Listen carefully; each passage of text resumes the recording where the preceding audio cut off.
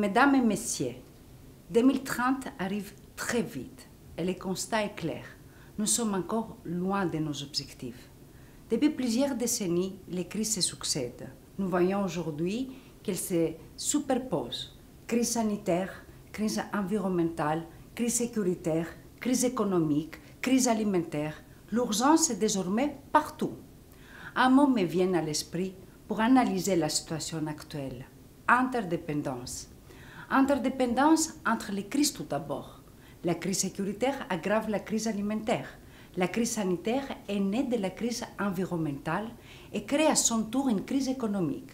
Interdépendance entre les pays aussi. Toutes ces crises ont un poids commun et sont mondiales.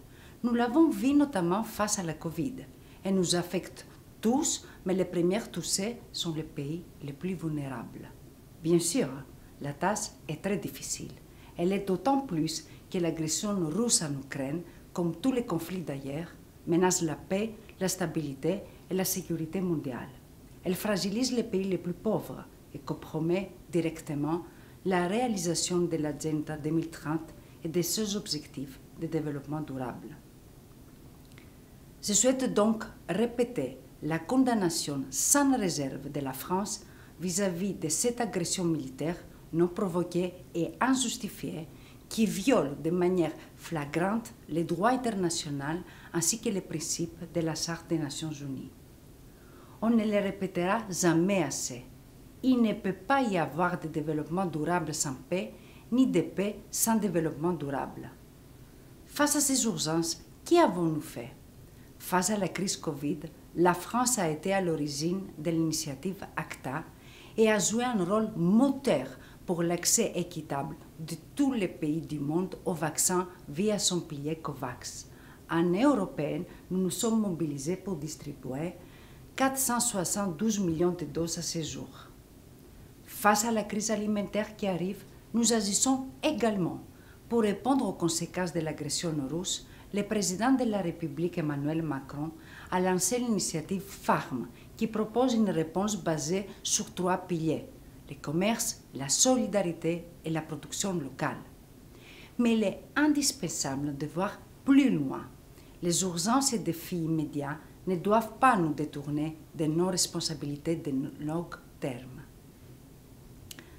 Réduire les inégalités et insécurité mondiale, c'est tout l'esprit de l'agenda 2030 et des objectifs du développement durable.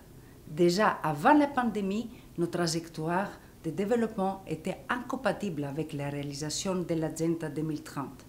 La multiplication des crises doit nous pousser à nous réengager et surtout à agir plus vite. Nous rappelons donc chaque pays, mais aussi l'ensemble des entreprises et acteurs de la société civile à agir pour honorer et renforcer leur engagement en matière d'aide publique au développement. Le président Macron l'a fait dès son premier mandat en France par une loi adoptée l'année dernière. Nous devons maintenant entraîner toutes et tous dans cette direction. Et pas seulement le secteur public, entreprises, fondations, associations, tout le monde doit se mobiliser. Agir aussi pour que chacun prenne sa juste part dans les partenariats internationaux, pour le développement humain, pour renforcer l'accès à la santé et à l'éducation et promouvoir l'égalité femmes-hommes, pour renforcer les capacités durables des pays les plus vulnérables, par exemple en investissant pour une agriculture durable, mais aussi dans le domaine de l'accès à l'énergie. Et enfin, pour préserver les biens publics mondiaux comme le climat, nos océans, nos forêts ou notre biodiversité. La France est plus engagée que jamais. Vous pouvez compter sur nous.